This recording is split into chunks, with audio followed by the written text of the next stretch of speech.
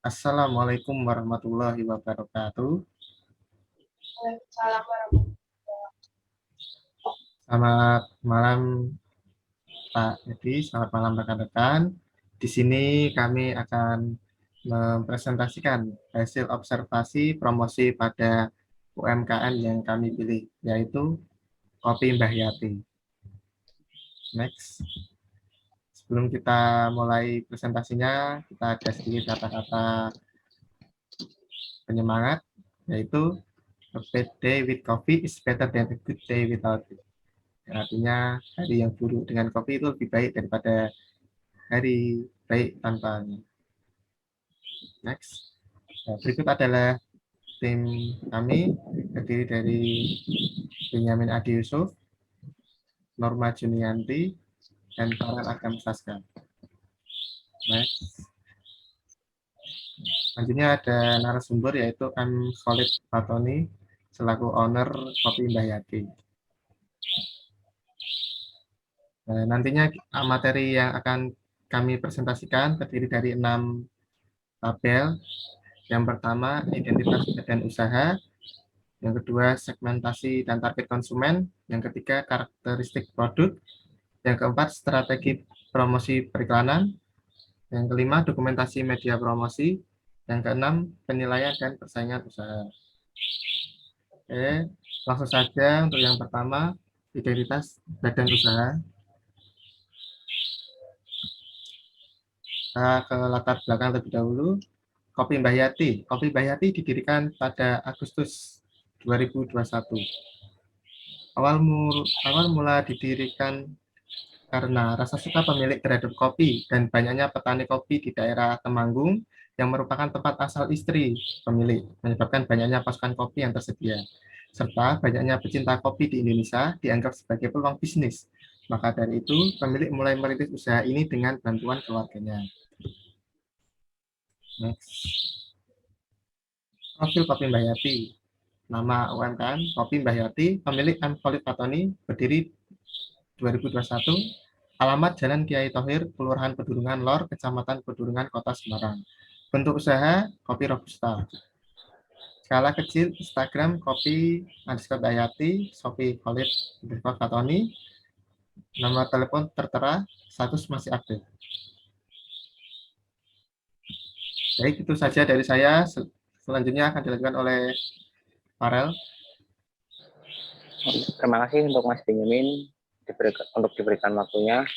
Untuk selanjutnya, untuk nomor 2 ada segmentasi dan target konsumen.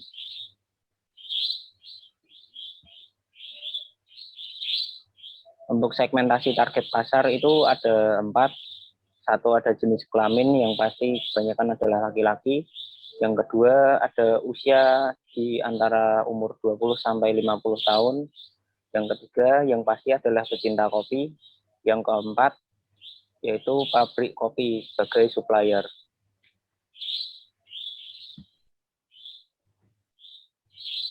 Untuk nomor 3 karakteristik produk.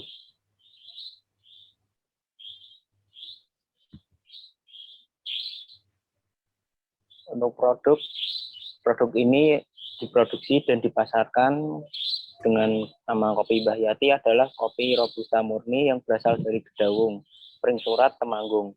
Metode yang digunakan dalam produksi biji kopi sendiri adalah sun dried atau pengeringan dengan sinar matahari langsung dan disangrai atau roasting dengan metode tradisional dengan menggunakan kuali yang terbuat dari tanah liat.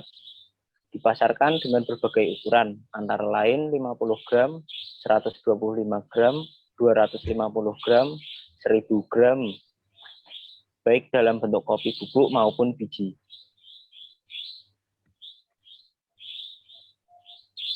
Untuk nomor 4, strategi promosi periklanan. Untuk strategi promosi periklanannya sendiri, melalui tiga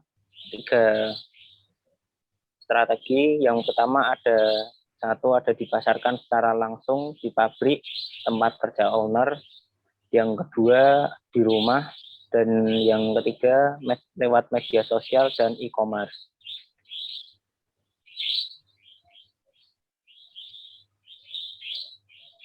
Untuk nomor 5, dokumentasi media promosi.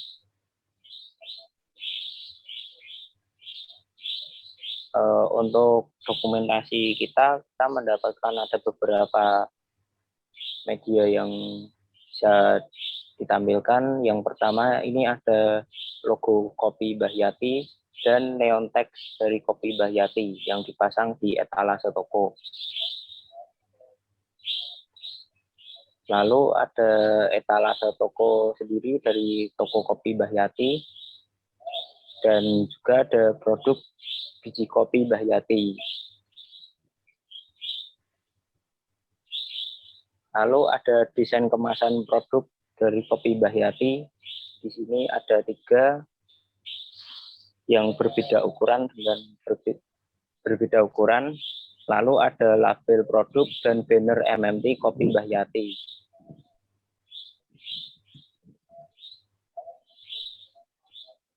Selanjutnya ada daftar harga, lalu sosial media berupa Instagram, dan juga e-commerce dari toko Kopi Mbah Yati.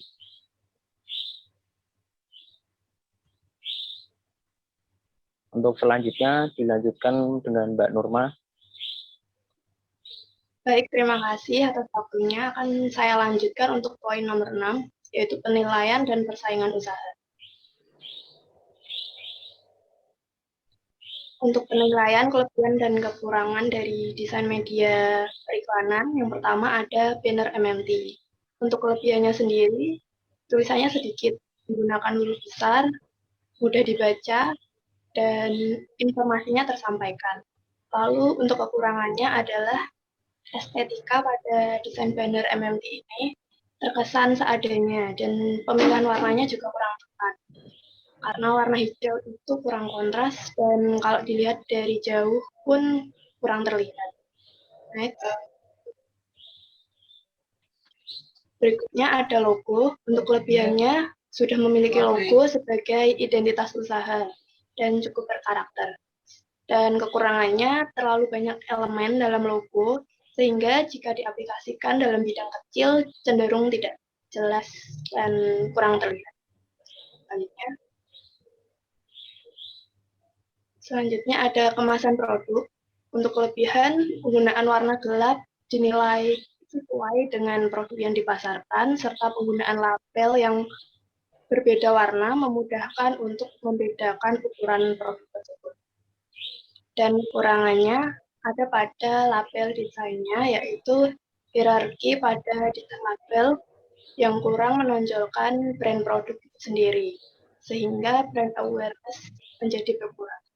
Selanjutnya, untuk neon lamp, kelebihannya mempercantik etalase toko, tetapi kurang efektif jika digunakan pada malam hari, dan cukup efektif jika digunakan pada malam hari. Selanjutnya, Instagram Post, untuk kelebihannya sudah memiliki akun media sosial, sehingga menambah peluang penjualan produk dari luar. Untuk kekurangannya sendiri, desain yang tidak konsisten serta tidak ada identitas pada desain sehingga terkesan kurang rapi dan kurang menarik. Selanjutnya ada marketplace Shopee. Kelebihannya memiliki akun e-commerce Shopee sehingga menambah peluang penjualan produk. Untuk kekurangannya, tidak memiliki identitas khas desain. Untuk thumbnailnya juga belum diisi, dan belum berjalan dengan baik ya. Ada tambahan dari saya, mungkin namanya ini kan masih menggunakan nama dari pemiliknya, jadi brand awareness-nya juga masih kurang tepat. Lalu etalase toko, kelebihannya sudah ada etalase toko, jadi orang-orang bisa tahu, oh ada ini di sini. Kekurangannya kecil, dan jika di jalan kurang terlihat. Selanjutnya,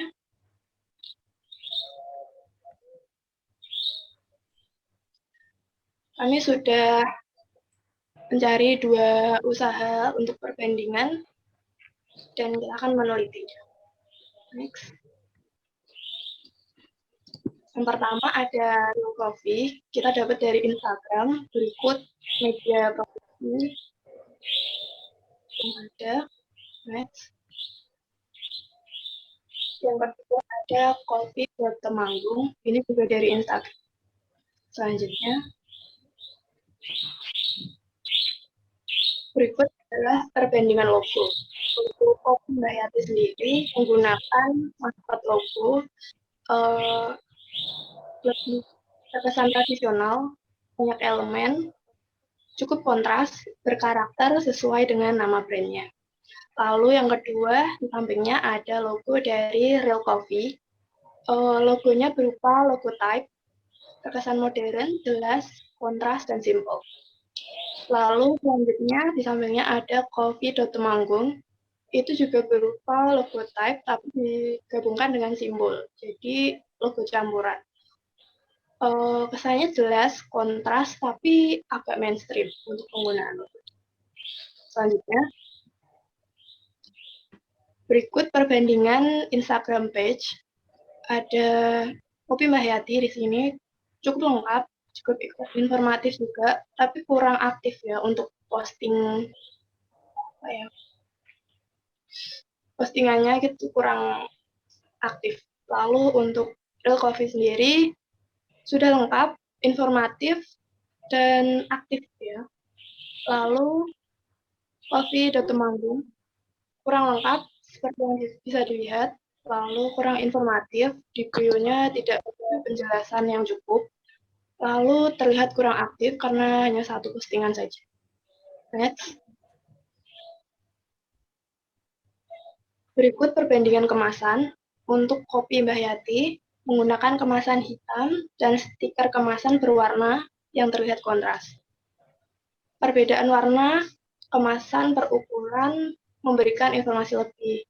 Lalu informasi yang tertera juga cukup lengkap di labelnya. Kemasan kopi yang ada transparannya di tengah itu jadi nilai plus juga. Lalu logo tidak terlalu menonjol ya, terlalu kecil. Foto produk sudah cukup baik. Lalu untuk Real Coffee, dominan hitam dan coklat. Informasinya cukup lengkap, kurang rapi kalau menurut kamu karena menggunakan full sticker. Kalau untuk yang full seperti ini lebih baik dipakai print ya untuk kemasannya. Lalu foto kemasan sudah terlihat profesional dan bagus. Selanjutnya untuk Coffee Temanggung, kemasan coklat, craft paper, dan menggunakan print, bukan stiker. Itu merupakan nilai plus juga. Informasinya tetapi kurang lengkap. Tidak ada ukuran produknya berapa gram atau apa, tidak ada. Lalu produknya juga terlihat dari luar, sesuai dengan kemasannya itu ada transparannya, itu plastik.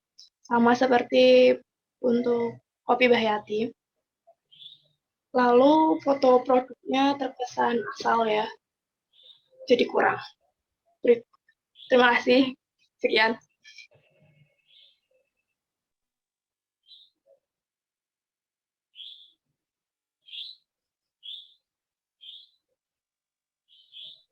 Lalu untuk kesimpulannya,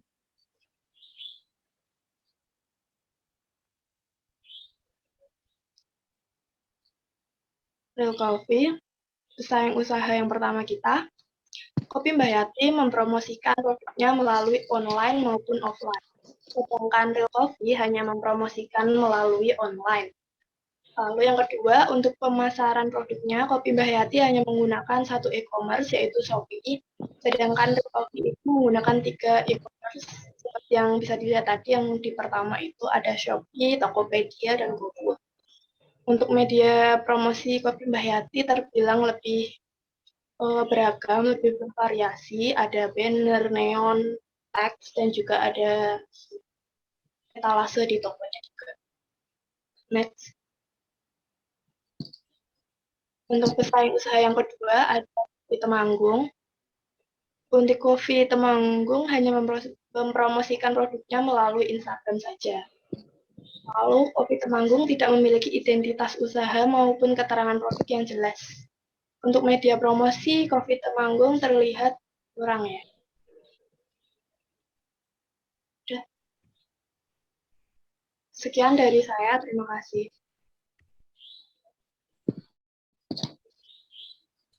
Baik, itu saja presentasi dari kelompok kami. Untuk sesi pertanyaan kita skip.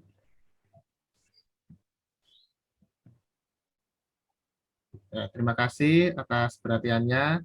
Mohon maaf bila ada salah kata dan salah informasi. Semoga presentasi yang kami sampaikan dapat bermanfaat. Ya, kami unjuk diri. Terima kasih. Assalamualaikum warahmatullahi wabarakatuh. Waalaikumsalam warahmatullahi wabarakatuh.